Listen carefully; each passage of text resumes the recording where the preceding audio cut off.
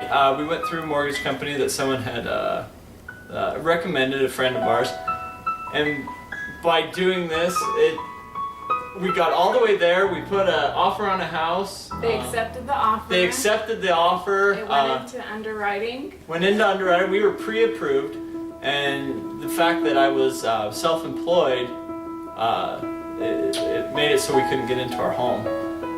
We were really discouraged. So we went to Spencer. Like a year later. A year later. I mean, we were we didn't think anything was going to come of it. Yeah, we just decided to go and see what we needed to do. To get ready. Because we didn't want to get our hopes up again and get to that point. But Abish kept pointing the finger at Spencer, saying, "You better not get me to put an offer on a house and then them not go through with it." Yeah, I think I threatened him at one point. And Spencer assured us that he says, "We won't go through with anything until we look at some numbers and see where you guys are at." But we were speculative. I guess we were very. We were nervous. We were nervous to go through that again and to get right. I don't know. I felt ripped off the first time, I guess. So I was definitely nervous and I don't know.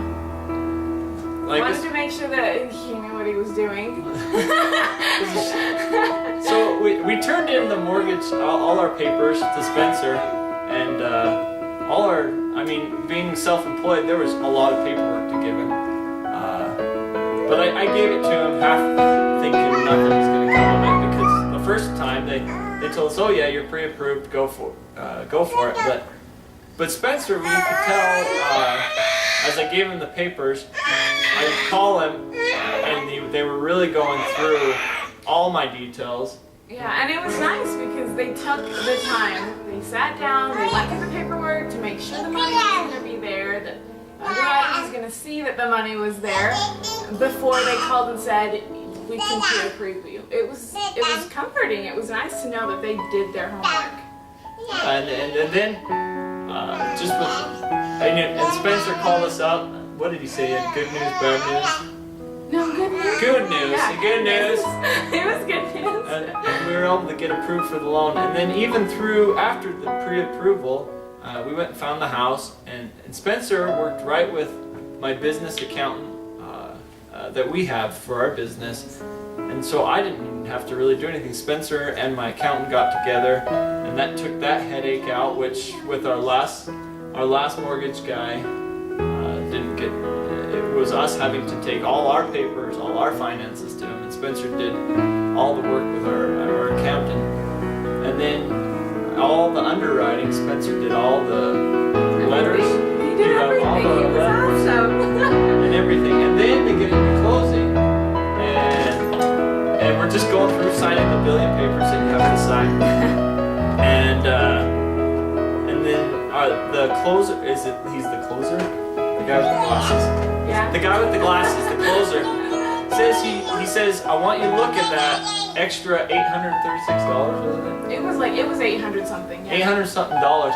He says, "I want you to look at that." And we didn't know, there were so many numbers, but he says, "Look at this right here." And so we looked at it, he says, "And see that negative next to it? Spencer has credited you that money back." And he says, "Not a lot of realtors will do that, or mortgage guys will do that."